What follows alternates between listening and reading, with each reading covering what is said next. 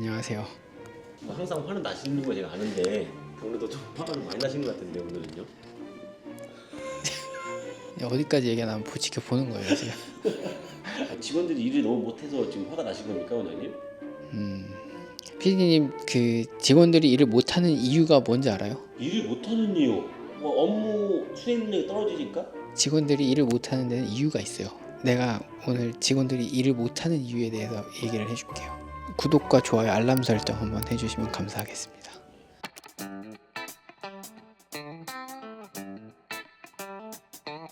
직원들이 일을 못하는 이유, 흔히 처음에 직원을 고용을 처음에 하면 내가 바라는 대로 직원들이 움직여주지 않는 경우가 굉장히 많거든.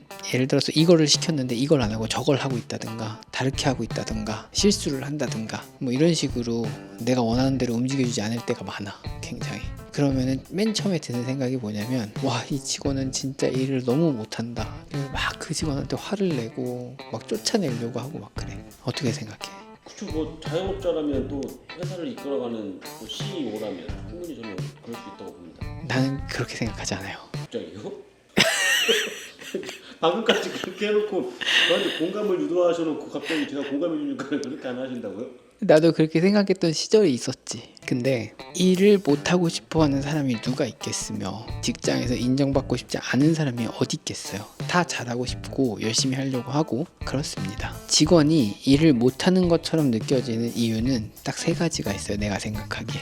첫 번째는 대부분은 여기에 해당하지 않아. 그리고 굉장히 드문 케이스야. 한 100명 하면 한 명 있을까 말까. 왠지는 모르겠지만 일을 할 의지가 별로 없는 사람이 있어. 일을 할 마음이 없어. 도대체 왜 취직을 했으며 왜 나왔는지 나도 이해가 안 가는 그런 케이스가 간혹 있어. 있기는. 근데 뭐 이 케이스는 답이 없어. 뭐 이건 개선이 안 돼. 본인이 의지가 없기 때문에. 두 번째는 뭐냐면 직원이 일을 할 때 본인이 받는 지시가 구체적이고 명확하지가 않은 경우. 알아서 좀 잘 해봐, 이런 지시는 최악이야. 뭘 어떻게 알아서 어떻게 하라는 거야. 정확하게 뭐를 얼만큼 어떻게 하라고 지시를 줘야 직원들이 그 업무를 수행을 할 거 아니야. 내가 뭔가 이 직원한테 일을 시켰을 때 얘가 일을 너무 못한다고 느껴지면 그걸 생각해 봐야 돼. 나의 지시가 정확하고 명확했는가, 이해하기가 쉬웠는가. 업무 지시를 진짜 개떡같이 하면은 당연히 결과가 개떡같을 수밖에 없어. 인풋이 이상한데 아웃풋이 제대로 나오겠어? 인풋이 제대로 돼야 된다고. 직원들한테는 정말 알아듣기 쉽게 명확하게 뭘 어떻게 해, 내가 원하는 건 이것이야 라고 지시를 줘야 돼. 그래야 아이들이 일을 잘해.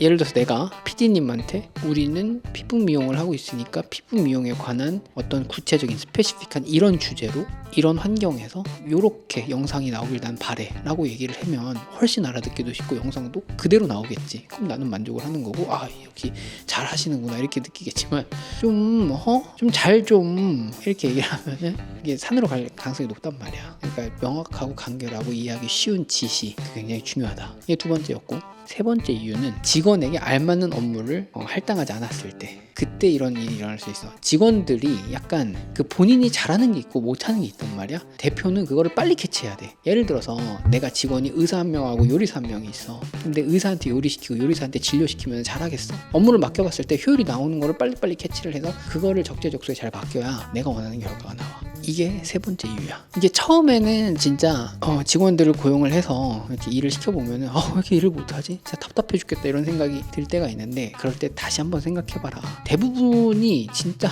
어지간한 바보 천치가 아니고서는 지시가 명확하고 이 사람이 할 수 있는 일을 지어주면은 다 잘해. 다시 한번 생각해보라고. 이 사람한테 내가 뭘 시켰고 얘가 자꾸 실수를 하는 이유가 뭔지. 실수를 할 만한 환경이었을 가능성이 굉장히 높아. 어떤 업무 자체가 뭔가 명확하지 않고 비슷한 게 많아서 구분이 안 되고 이거를 실수를 하면 안 되는 순간에 실수를 하게 만들 수밖에 없는 그런 환경에서 가능성이 굉장히 높아. 그런 것들을 좀 고려를 해서 뭔가 직원들에게 업무를 부여를 한다면 내가 원하는 결과를 얻을 가능성이 높다. 이게 내가 원하는 결과를 얻으면서도 직원이 일을 잘할 수 있게 만들어주는 비결이다 라고 나는 생각을 합니다. 그 말은 즉 직원이 일을 못하면 사업주의 책임도 있다. 조금 심하게 얘기하자면 직원은 고용주 따라가. 고용주가 멍청하면 직원도 멍청해지고 고용주가 똑똑하면 직원도 똑똑해집니다. 맞는 말씀이십니다. 난 그렇게 생각해. 소위 말하는 P급 직원도 A급 직원 될 수 있다. 그렇지. 처음부터 이 직원이 P급이냐 A급이냐는 그 고용주가 P급이냐 A급이냐에 따라 달려있다는 거야.